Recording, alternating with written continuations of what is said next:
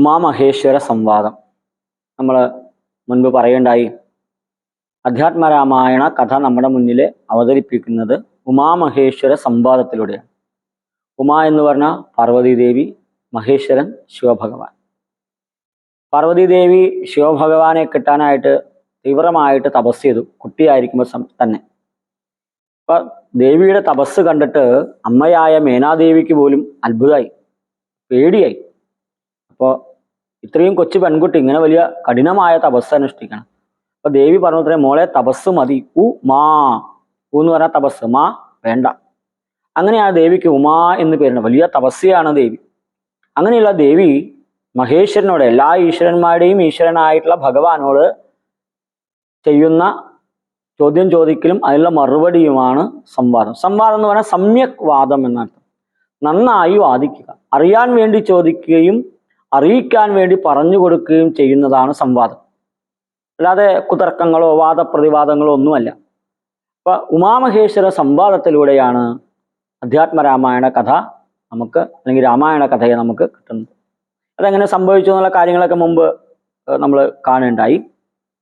കൈലാസാചലേ സൂര്യകോടിശോഭിതേ വിമലാലയേ രത്നപീഠേ സംവിഷ്ടം ധ്യാനനിഷ്ടം ബാലലോചനം മുനിസിദ്ധദേവാദിസേവ്യം നീലലോഹിതം നിജഭർത്താരം വിശ്വേശ്വരം വന്ദിച്ചു വാമോത്സംഗേ വാഴുന്ന സുന്ദരി, വാമോത്സംഗേ വാഴുന്ന ഭഗവതി സുന്ദരി ഹൈമവതി ചോദിച്ചു ഭക്തിയോടെ, സർവാത്മാവായ നാഥ പരമേശ്വര പോറ്റി, സർവലോകാവാസ സർവേശ്വര മഹേശ്വര, ശർവ ശങ്കര ശരണാഗത ജനപ്രിയ, സർവദേവേശ ജഗന്നായക കാരുണ്യാബ്ധേ.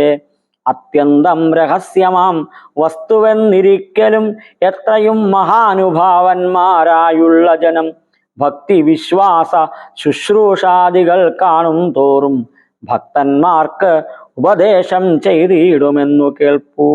ആകയാൽ ഞാൻ ഉണ്ട് ഒന്നു നിൻ തിരുവടി തന്നോട് ആകാംക്ഷ പരവശ ചേതസാ ചോദിക്കുന്നു. കാരുണ്യമെന്നെ കുറിച്ചുണ്ടെങ്കിൽ എനിക്കിപ്പോൾ ശ്രീരാമദേവ തത്വം ഉപദേശിച്ചിടണം.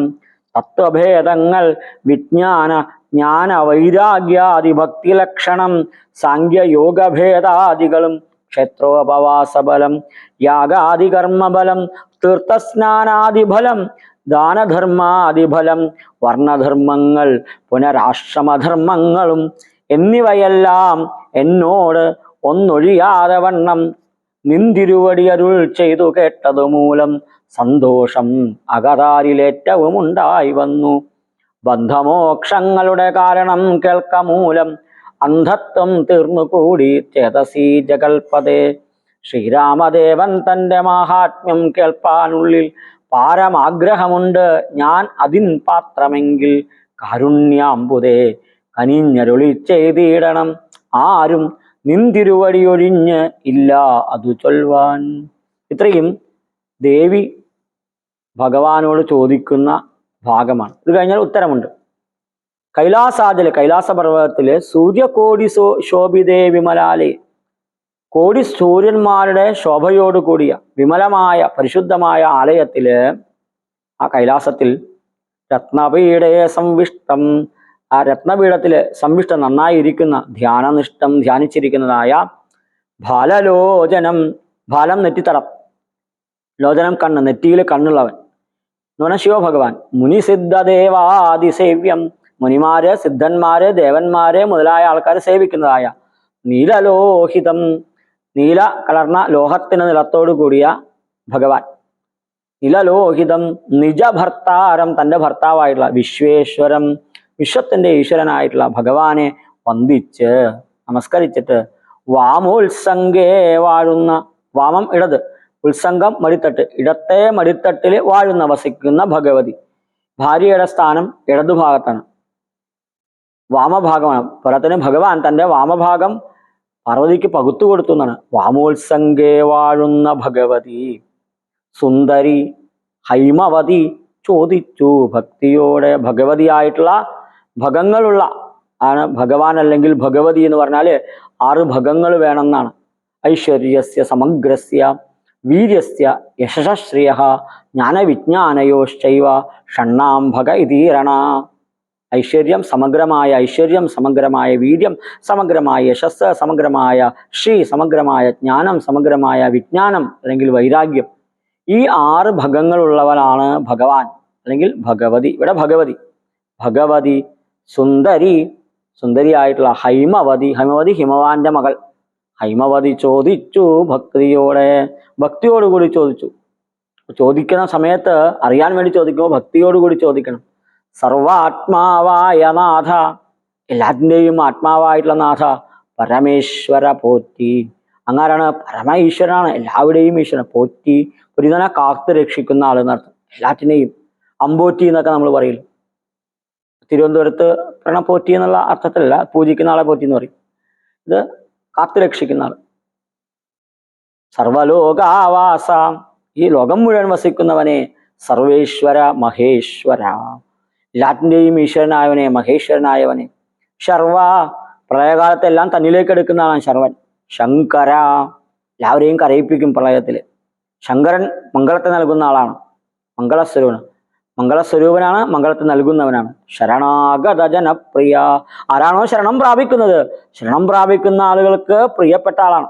ശരണാഗത ജനപ്രിയ, അവരെ നന്നായി പാലിക്കുന്ന ആളാണ്. സർവദേവേശ, എല്ലാ ദേവന്മാർക്കും ഈശനായവനാണ്, അവരെയൊക്കെ നയിക്കുന്നവനാണ്. ജഗന്നായക, ജഗത്തിന്റെ നായകനാണ്. കാരുണ്യാബ്ധേ, കരുണയുടെ സമുദ്രമായവനെ, കരുണക്കടലായവനെ. അത്യന്തം രഹസ്യമാം വസ്തുവെന്നിരിക്കലും, വളരെ രഹസ്യമായിട്ടുള്ള വസ്തുവാണെങ്കിലും എത്രയും മഹാനുഭാവന്മാരായുള്ള ജനം, വലിയ മഹാത്മാക്കളായിട്ടുള്ള ആളുകളൊക്കെ ഭക്തി വിശ്വാസ ശുശ്രൂഷാദികൾ കാണും തോറും, ഭക്തി വിശ്വാസം ശുശ്രൂഷ മുതലായവ കാണുമ്പോൾ ഭക്തന്മാർക്കുപദേശം ചെയ്തിടുമെന്നു കേൾപ്പൂ. ഭക്തന്മാരായ ആളുകൾക്ക് ഉപദേശം ചെയ്യും എന്ന് ഞാൻ കേട്ടിട്ടുണ്ട്. ഈ 3 കാര്യങ്ങൾ പ്രധാനം വേണമെന്ന് പറയാം. എന്തെങ്കിലും കാര്യം അറിയണമെങ്കിൽ ഭക്തി വേണം, വിശ്വാസം വേണം, ശുശ്രൂഷ. ശ്രോതും ഇച്ഛാശുശ്രൂഷ വേണം. ഭക്തി വേണം, ആ പൂർണ്ണമായിട്ടുള്ള ആ ശരണാഗതി വേണം. നമ്മൾ ആരാണോ നമുക്ക് പറഞ്ഞു തരുന്നത് അതിൽ ഉറച്ച വിശ്വാസം വേണം. ഇതൊക്കെ ഉണ്ടെങ്കിൽ, മുതലായവ കാണും തോറും അവയൊക്കെ ഉണ്ടെങ്കിൽ ഭക്തന്മാർക്ക് ഉപദേശം ചെയ്തിടുമെന്ന് കേൾപ്പൂ. ഭക്തന്മാർക്ക് ഉപദേശം ചെയ്യും. ആകയാൽ ഞാനുണ്ടൊന്ന് നിന്തിരുവടി തന്നോടാകാംക്ഷ പരവശ ചേതസാ ചോദിക്കുന്നു.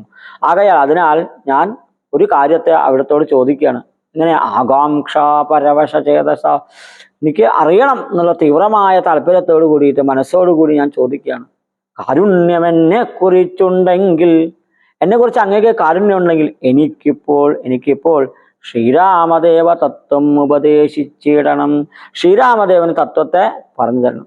തത്വഭേദങ്ങൾ, വിജ്ഞാന ജ്ഞാന വൈരാഗ്യാദിഭക്തി, എന്തൊക്കെയാ താൻ കേട്ടത് ദേവനിൽ നിന്ന് എന്ന് പറയാ. ശ്രീരാമന്റെ കാര്യം പറഞ്ഞു തരാൻ ഭഗവാൻ അറിയാം എന്നുള്ളതിന്റെ തെളിവെന്താ? തത്വഭേദങ്ങളെ കുറിച്ച് പറഞ്ഞുണ്ട്. വിജ്ഞാനം, ജ്ഞാനം, വൈരാഗ്യം മുതലായവയെ കുറിച്ച് പറയുന്നുണ്ട്. ഭക്തി ലക്ഷണം, ഭക്തിയുടെ ലക്ഷണങ്ങളെ പറഞ്ഞുണ്ട്. സാങ്ക്യയോഗ ഭേദാദികളും, സാങ്ക്യം, യോഗം തുടങ്ങിയവ ഭേദങ്ങളൊക്കെ പറഞ്ഞു തന്നുണ്ട്. ക്ഷേത്രോപവാസ ഫലം, ക്ഷേത്ര ദർശനം, ഉപവാസം, അതിൻ്റെയൊക്കെ ഫലം. യാഗാദി കർമ്മഫലം, യാഗങ്ങളും മറ്റു കർമ്മങ്ങളൊക്കെ ചെയ്താലുള്ള ഫലം. തീർത്ഥസ്നാനാദി ഫലം, തീർത്ഥ സ്നാനം നടത്തിയാലുള്ള ഫലം എന്താണ്? ദാനധർമാദിഫലം, ദാനധർമ്മങ്ങൾ ചെയ്താലുള്ള ഫലം എന്താണ്? അതൊക്കെ പറഞ്ഞു തന്നുണ്ട്.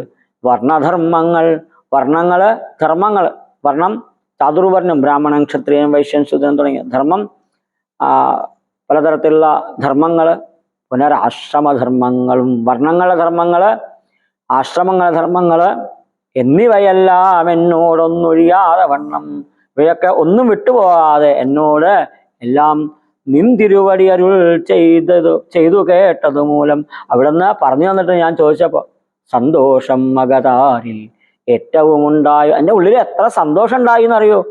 അത്രയധികം സന്തോഷം ഉണ്ടായിട്ടുണ്ട്. ബന്ധമോക്ഷങ്ങളുടെ കാരണം കേൾക്ക മൂലം, ബന്ധം മോക്ഷം, എങ്ങനെയാണ് ബന്ധനമുണ്ടാകുന്നത്, എങ്ങനെയാണ് മോക്ഷം മുക്തി ഉണ്ടാകുന്നത്, അതിൻ്റെ കാരണത്തെ കേട്ടപ്പോൾ അന്ധത്വം തീർന്നുകൂടി ചേതസി ജഗത്പതേ. അന്ധത്വം എൻ്റെ ഉള്ളിലുള്ള തെറ്റിദ്ധാരണ, എൻ്റെ അറിവില്ലായ്മ ഇല്ലാതേകണ്ട ചേതസി ഉള്ളിൽ ജഗത്പതേ ജഗത്തിൻ്റെ പതിയായവനെ. ശ്രീരാമദേവൻ തൻ്റെ മാഹാത്മ്യം കേൾപ്പാനുള്ളിൽ, ശ്രീരാമന്റെ മാഹാത്മ്യം കേൾക്കാനായിട്ട് ഉള്ളിൽ പാരം ആഗ്രഹമുണ്ട്, വലിയ ആഗ്രഹമുണ്ട്. ഞാൻ അതിൻ പാത്രമെങ്കിൽ, ഞാൻ അതിന് യോഗ്യയാണ്. എന്തൊരു വിനയമാണ് ദേവി ചോദിക്കുക, എനിക്കതിന് യോഗ്യതയുണ്ടെങ്കിൽ പറഞ്ഞു തരണേ. കാരുണ്യാമ്പുതേ കനിഞ്ഞരുളി ചെയ്തിടണം. അങ്ങ് കരുണയുടെ കടലാണ്, അങ്ങ് വളരെ കനിവോടുകൂടി അരുളി ചെയ്തിടണം. ആരും നിൻ തിരുവടി ഒഴിഞ്ഞ് ഇല്ലതു ചൊൽവാൻ. അങ്ങയെപ്പോലെ ഒരാളില്ല അത് പറഞ്ഞു തരാൻ. കാരണം എന്താണെന്ന് വെച്ചാല് ഭഗവാനെ കുറിച്ച് ഇങ്ങനെ അറിഞ്ഞ ആള് വേറെ ഇല്ല. രാമനെ കുറിച്ച് തനിക്ക് അറിയാൻ സാധിച്ചില്ല എന്നുള്ള സതീദേവി, അത് കാരണമാണ് അപകടം ഉണ്ടായെന്ന് നമ്മൾ മുമ്പ് കാണണ്ടായി. ആ ദേഹം വെടിയേണ്ടി വന്നു. ഇപ്പൊ പാർവതി ദേവിയായി ജനിച്ച സമയത്ത് ആ രാമനെ കുറിച്ച് തന്നെ അറിയണം. അതും രാമന്റെ ഏറ്റവും വലിയ ഭക്തനായിട്ടുള്ള ശിവഭഗവാനെത്തും തൻ്റെ ഭർത്താവിൽ നിന്ന് തന്നെ അറിയണമെന്ന് കരുതി ദേവി ചോദിക്കുകയാണ്. അതിന് ശിവഭഗവാൻ ആ ദേവിക്ക് മറുപടി പറഞ്ഞു കൊടുക്കുകയാണ് തുടർന്ന്.